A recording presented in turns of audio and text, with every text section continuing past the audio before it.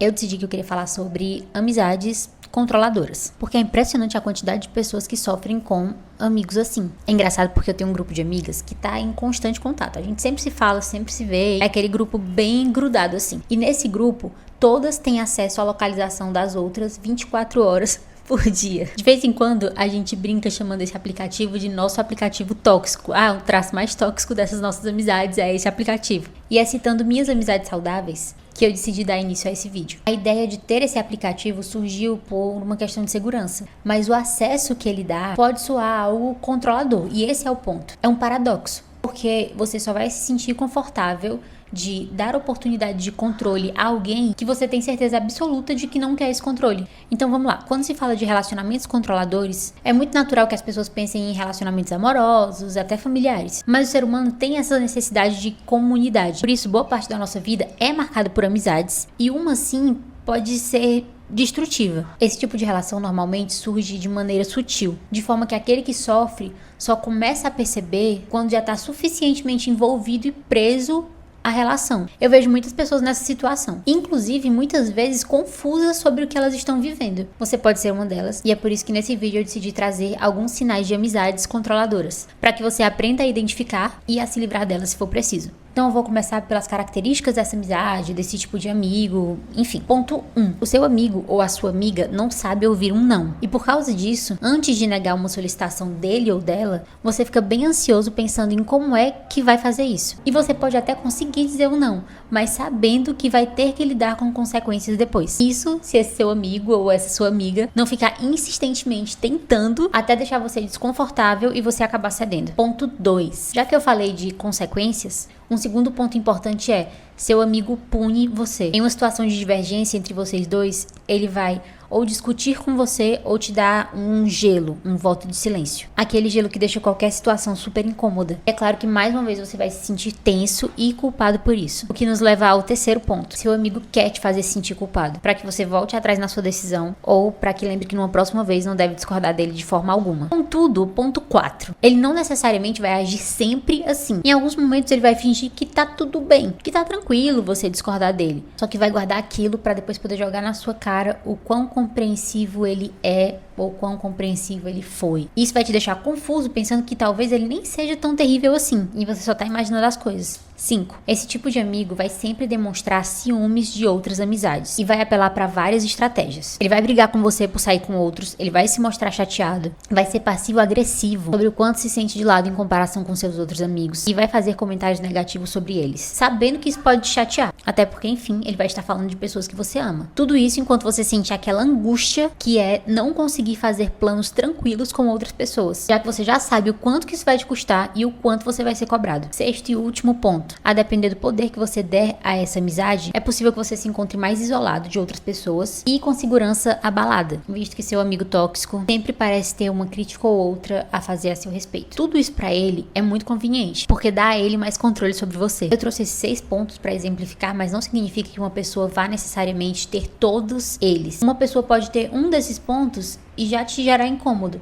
Isso não significa que ela é uma pessoa de todo ruim, mas que essa característica dela é chata, é incômoda, te deixa mal, e isso pode ser conversado. E uma pessoa pode sim ser tudo isso, ou ter um ou mais pontos desses que foram citados. Quanto mais pior, né? Se você já viveu tudo isso, é muito possível que você esteja com medo do que deve fazer para se livrar dessa situação. Mas vamos lá. Primeiro de tudo, eu quero que você tire um tempo para notar o que essa amizade te faz sentir. Que emoções são essas? Lembrando que nem sempre vai ser de todo ruim, até porque um dia vocês viraram amigos. E o que te prende é a pessoa ser boa para você às vezes e muitas vezes não. Gera aquela confusão, sabe? Mas e de resto? A ansiedade, a tensão, o medo de decepcionar são constantes?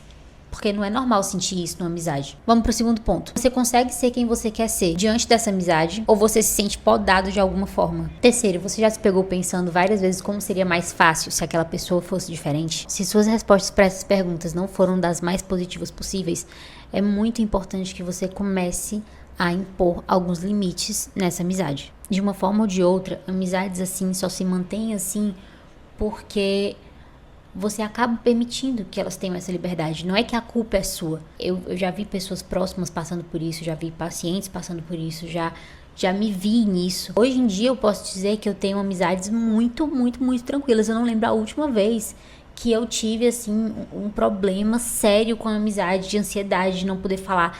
Eu e minhas amigas, nós somos muito assertivas umas com as outras, a gente consegue conversar, é tudo muito leve, não existe controle, não existe essa toxicidade, sabe? E eu queria que todo mundo pudesse sentir isso, mas isso foi um processo. Porque eu já tive amizades assim. Em algum momento eu precisei colocar limites nelas. Ou conversar, ou dizer que não dava pra ser daquele jeito. E se a pessoa não aprendesse mesmo, fosse alguém que fizesse muito mal nesse sentido, de que quisesse controlar tudo, cada passo, que brigasse, tivesse ali sufocando, não tinha como continuar. Então precisou existir um momento em que eu coloquei um ponto final. Talvez seja isso que você precise fazer. É muito importante que você consiga conversar com o seu amigo ou com a sua amiga sobre essas questões que te fazem mal. Que você consiga dizer, fulano, quando isso acontece, quando você faz isso comigo, eu me sinto dessa forma. E eu queria muito te pedir para que a gente tentasse resolver isso de outras maneiras. Se você não consegue ter essa abertura, se você não consegue ter essa amizade assim, e te faz tão mal em tantos momentos, por que você se mantém nela? Sabe? Algumas coisas na sua vida fogem do seu controle. Nem sempre você tem como escolher as pessoas que vão estar próximas a você. As pessoas com quem você vai trabalhar, por exemplo, ou quem é da sua família, enfim. Mas um amigo você tem como escolher. E se a amizade não for pra ser leve, se não for pra trazer mais momentos de paz do que de angústia, pra que se manter numa amizade dessa? Eu sei que pode ser desconfortável a ideia de desagradar o outro, principalmente se esse outro já é alguém que te faz sentir tanta ansiedade normalmente. Mas do jeito que tá agora, aparentemente, você já tá desagradando. De qualquer forma. Só existindo você já tá desagradando em algum ponto ou outro. Entende? E você já tá sofrendo.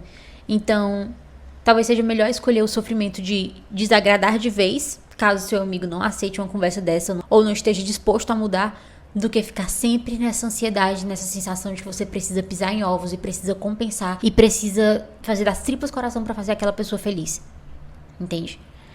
Com o tempo, eu te garanto que a vida se torna muito mais leve e se torna muito mais fácil lidar com o dia a dia do que quando você tem uma amizade dessa te prendendo. Então, assim, se sua amizade se encaixa naqueles pontos e se você se sente dessa maneira, como eu falei aqui no vídeo, considere uma conversa, considere impor limites, considere essa mudança. Se a pessoa não mudar, considere cortá-la da sua vida. É isso. Espero que vocês tenham gostado. E esse assunto não se encerra aqui. Eu posso trazer outros vídeos a respeito, com mais detalhes de como se portar, de como fazer. Mas eu queria dar uma introdução e um alerta sobre esse tipo de relação. Um cheiro.